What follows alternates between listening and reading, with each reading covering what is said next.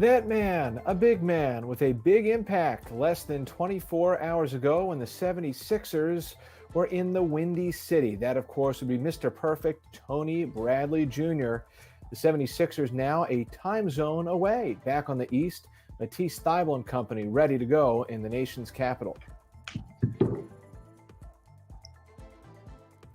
On the walk-in, that is one big man at the front of the line. Dwight Howard himself, an exceptional performance yesterday. But wait a minute, let's zoom in. Who is that trailing Dwight Howard? Is it? Could it be? Is he available tonight?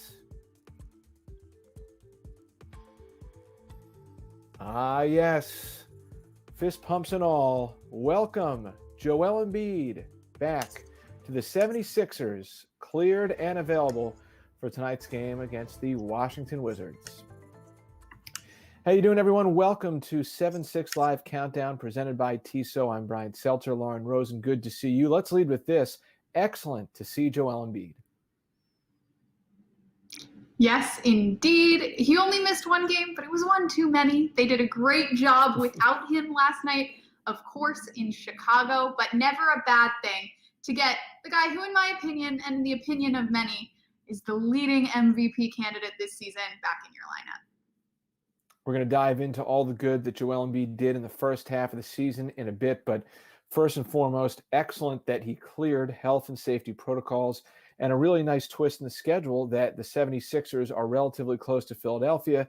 Joel able to link up with the Sixers in D.C., taking on the Washington Wizards tonight. Last night at United Center against the Chicago Bulls, I thought, Lauren, one of the most fun games of the season. 76ers roll past Chicago 127-105 without their two All-Stars, Embiid and Ben Simmons. Tobias Harris was steady after a little bit of a off first quarter, but the reserves, I thought they stole the show. Yeah, Seltz, you know you're going to have a good night when Tony Bradley and Matisse Thybulle together were perfect from the field. Tony hitting 7 for 7, Matisse hitting 5 for 5. And the two of them really did lead this team to the victory, especially if you look at that first quarter where Tony Bradley came out swinging as a starter in place of Embiid. Matisse Thybulle also started, I guess, in place of Ben Simmons, if you want to attach who they replaced. But the two of them were just so strong in this first quarter to really set the tone. And then, of course, guys like Dwight Howard with that 18.12 rebound double-double. I mean, we just saw people step up from across the roster, mostly guys that are traditionally reserves for this team. And I think it's a huge confidence builder for these guys as they head into this second half of the season. Howard on the bench really flexing its muscle against a Bulls team that's vying for a playoff spot last night. Sixers were relatively efficient, and on the defensive end, that guy, Matisse Thybulle, who we saw hitting a corner three, love to see that. Matisse was outstanding, setting the tone with 4 steals within the first 5 minutes of the game, tied a career high with 5.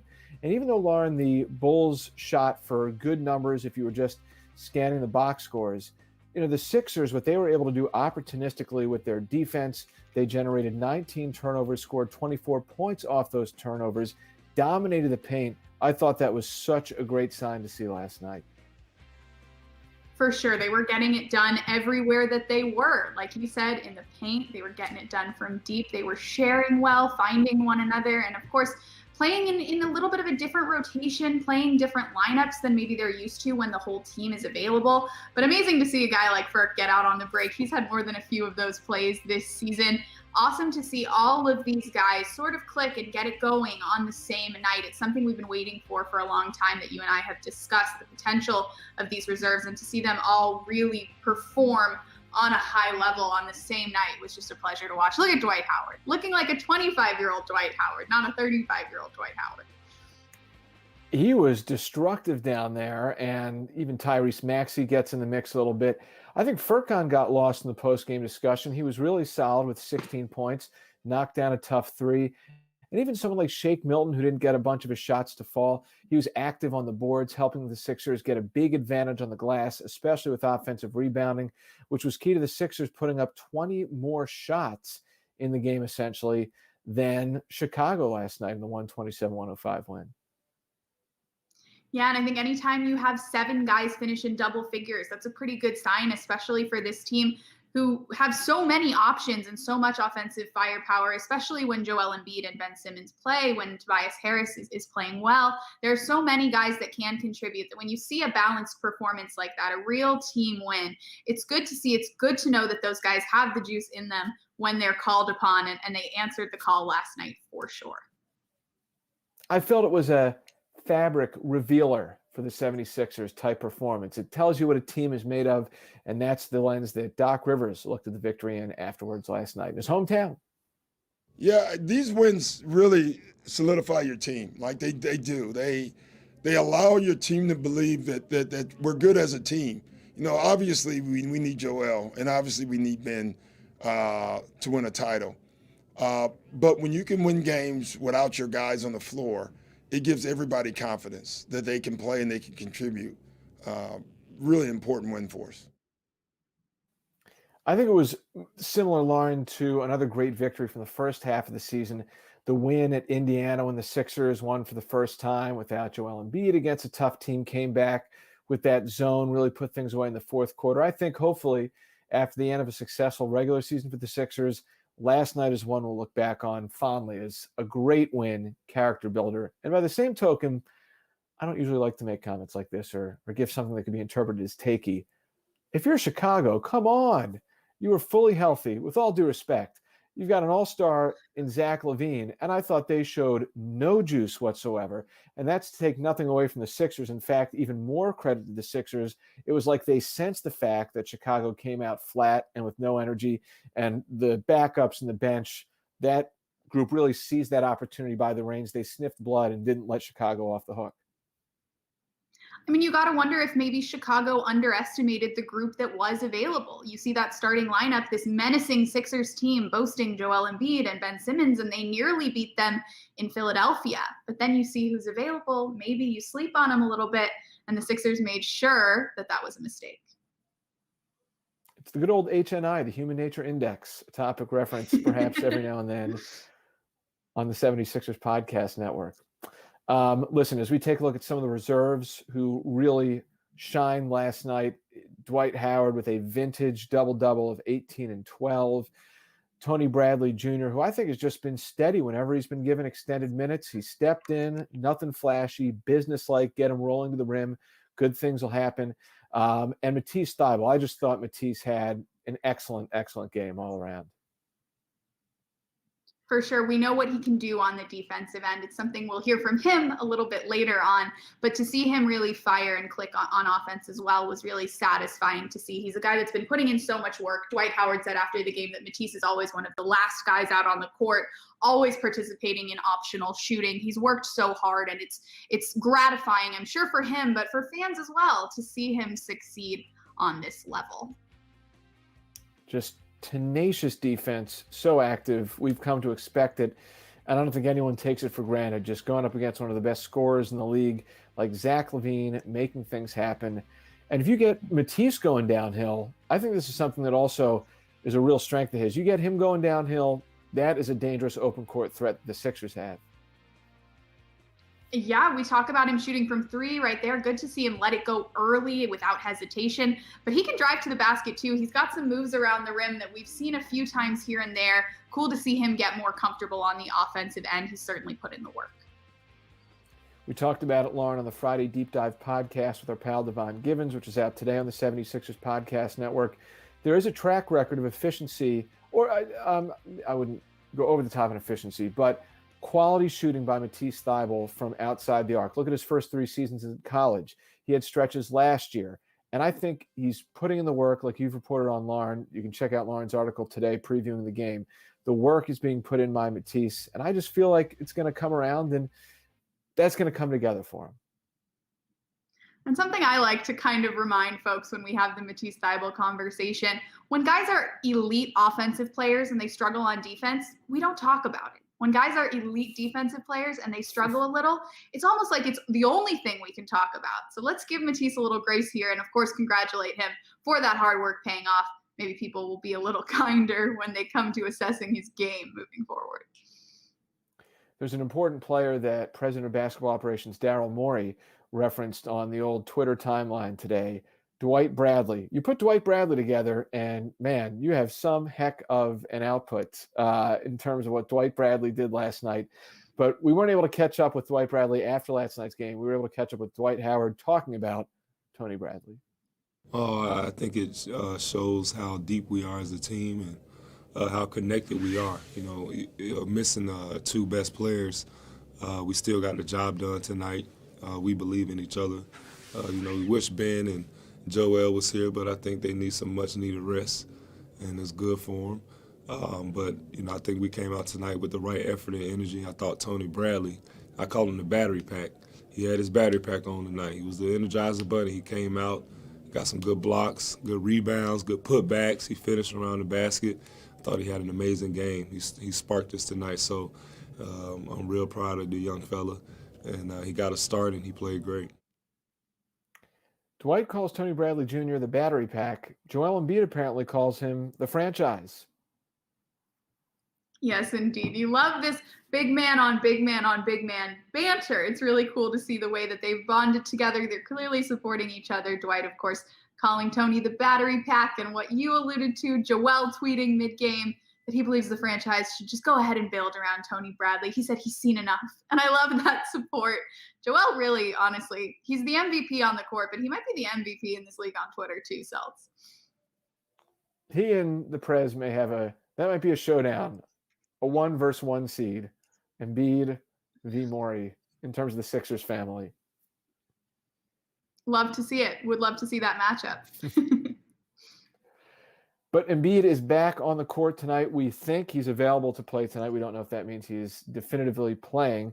But last we saw Joel, man, what a sight against the Utah Jazz. Phenomenal MVP level performance. And I think over All-Star weekend, it was really interesting timing, Lauren. Obviously, the Sixers get a great performance going into the All-Star break collectively against the best team in the league, the Jazz in terms of record. But Joel was playing at such a high level. And then you have one of the signature national media events of the season, the All-Star game. You have a Sixer head coach down there representing the organization. Of course, Joel and Ben didn't play or speak to the media, but the narrative definitely down there was Joel Embiid as an MVP candidate. For sure. And it's about time that people start talking about Joel as the primary candidate, because he's been playing like this all season long. So good to see him get the credit where the credit is due. Of course, that 50 piece against the Bulls in their first matchup together. And then this game against the Jazz that you're talking about, he was just so good. He was arguably the reason that the Sixers were able to pull that one out in overtime. Of course, Tobias Harris also in overtime was phenomenal there. But here he is against the Wizards the last time these two teams met. And Celts, he really has been doing this all year long. It's been such a pleasure to watch. Yeah, that dunk on Thomas Bryant was one of his best on the season. Look at that finesse for a 7-footer as Embiid and the 76ers having success against Washington this year. The chase down block the Sixers 2-0 against the Wizards on the season. And just the numbers speak for themselves. Joel also has 21 double-doubles on the season. He's second in the league in scoring, 7th in rebounding, and shooting threes so well at volume. That's not a hollow percentage right there. I mean, he's getting it done from anywhere. It doesn't matter how many people are guarding him. It doesn't matter where he is on the court. He is making it happen. That was one of my favorites. Of course, he's gotten just so lethal against contact, drawing fouls, leading the league also in free throws attempted and made. That's a new level for his game. He's just upped everything that he was always good at. I feel like he's now excellent at, and it's been really cool to watch him sustain this excellence this season from the beginning up until now. It's excellent. He's excellent. There's excellence all around. Exciting that he's going to be available for the Sixers. We presume he will be in the starting lineup for the team tonight. No Ben Simmons yet, but hopefully by the time the Sixers are back on the floor Sunday or later next week, Ben will be back and ready to go for the Sixers. We've talked about this conversation a little bit, Lauren, over the past couple of games. How many defensive players in the league do the 76ers have? We know Ben Simmons won. We know Joel Embiid's won. Matisse Thybulle, if you extrapolate some of the numbers, could he make a case for one of the best defensive players in the league? I think he's certainly making a case. I think he could be on one of those all-defensive teams this year. If he's not, it's only because of lack of minutes. He's still a young player on a really good team, so he's only been in a reserve role. But if you look at his per 36 numbers, he continues to lead the league in deflections per 36. He's right up there in steals per 36. Last night we talked about it, 5 steals in the first half of basketball. That's crazy. He outstole the Bulls by 2. He out-deflected the Bulls by 2. The entire team. He's doing crazy things out there. It's been such a pleasure to watch, and I caught up with him after the game last night. Doc told us that you enjoyed working as a picker tonight, and that was a little bit of a different thing for you. What was that experience like, and how did it feel? Honestly, for me, if I'm a part of an action that results in us scoring, like it feels like it was my bucket, and like I just get excited about one of my teammates scoring is if I do it. So if me setting a screen ends up in us getting a point, like I'm gonna be pretty excited. We've also talked a lot about the significance of this win, the first one since the break, being on the road, not having Ben, not having Joel. What does it say about the team and the group that you guys have that you were able to gut this one out? It says a lot about the guys who are willing to step up and just staying ready. I think I heard Dwight saying something about it, but just Tony being ready to step up and play a major role in a game like this is a really big deal. And just across the board, I think we did a really good job of that.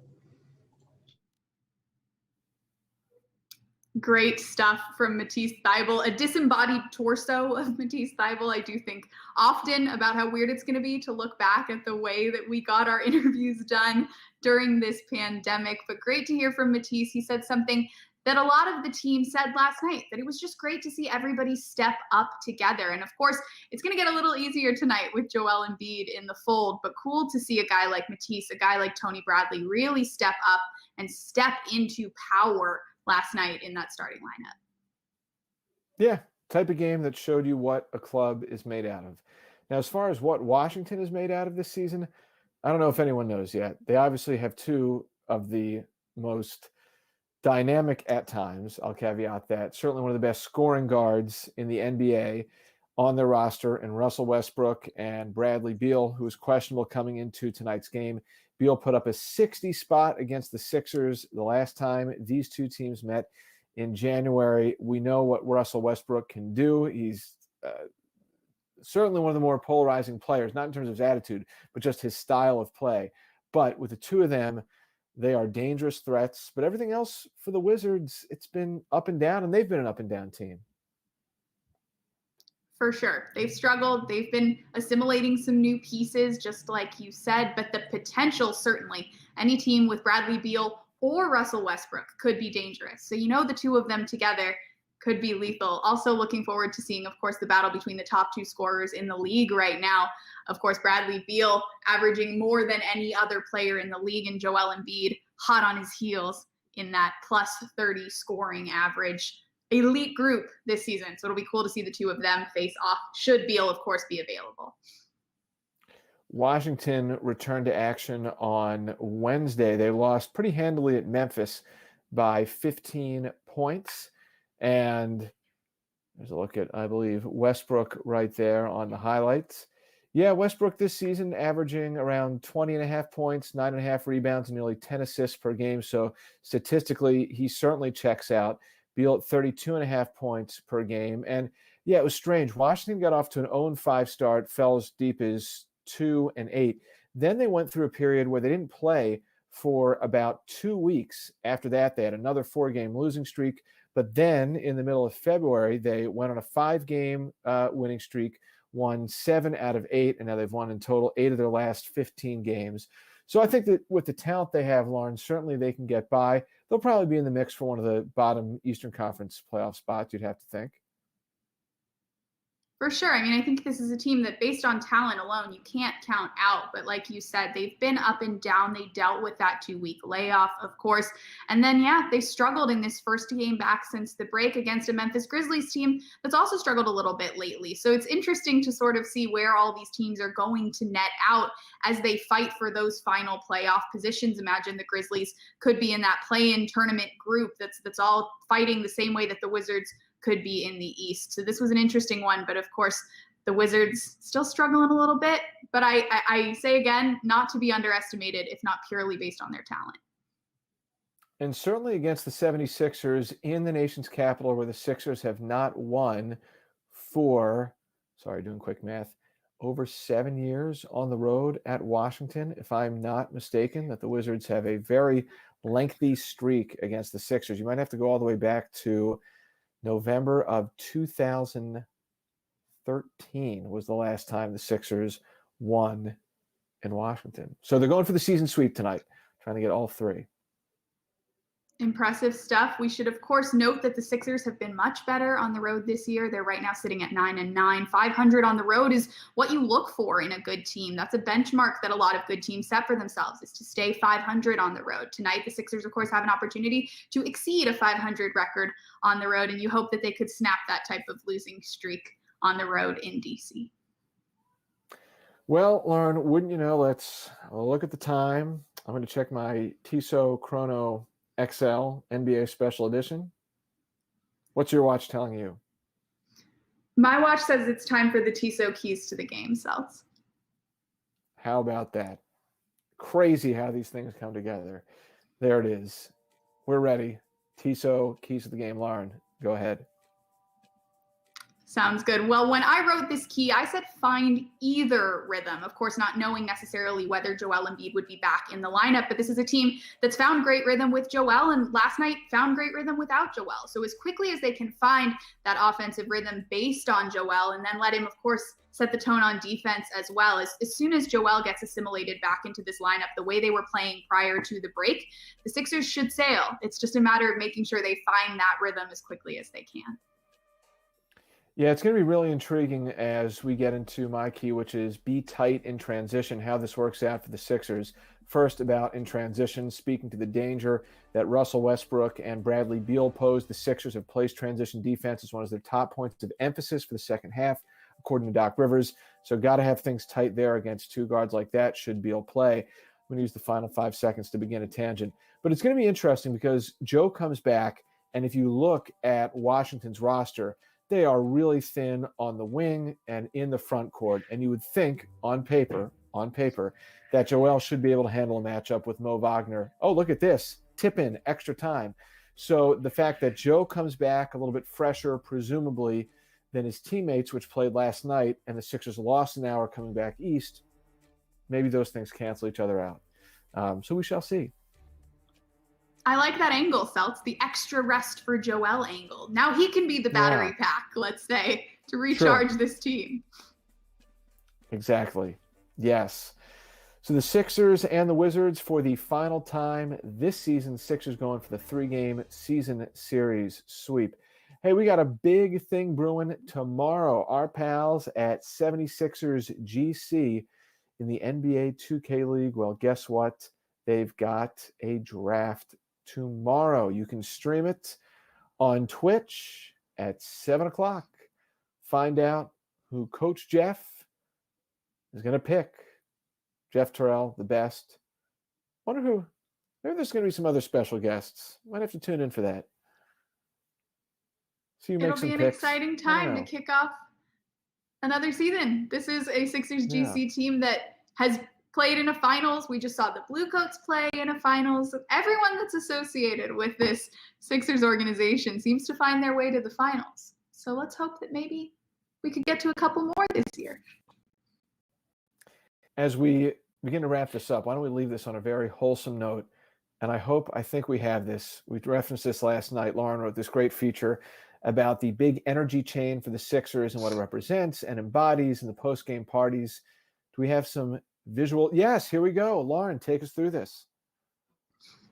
Well, we got some quotes. I, of course, got to talk to Isaiah Joe, who was the first winner of the big energy chain. You see him wearing it into the game a couple weeks ago in this photo. He credits Danny Green for really setting the good vibe tone for this team. Danny Green, another winner of the big energy chain. And if you guys have time, I know you do, you have about 55 minutes before this game starts, head to Sixers.com and check out my feature about the good vibes, the big energy chain, and the post-game parties that this team is having together after games. There's a VIP section, there's loud music, but it's not exactly what you think. Instead of a club, it's the weight room, and they're having a great time together. This is a group that continues to bond and continues to lift one another up. And this story was just a closer look at those good vibes. So check out that feature on Sixers.com when you get a chance. You'll hear from Matisse Thybulle, from Dwight Howard, from Danny Green, Isaiah Joe, strength and conditioning coach Ben Kenyon, who really started this whole trend, and figure out how maybe you could win a big energy chain one day. So check it out. Tremendous. It's right there on the main block of Sixers.com or on the Sixers app. You can't miss it. One last thing to promote, Friday Deep Dive with myself, Lauren, and Devon Givens. You can watch it on the Sixers YouTube channel or listen to it wherever you get your pods. All right, that's going to do it. Back-to-back, back end against the Wizards tonight. Thank you, Ryan Coletti and Trevor Gaffney on the sticks.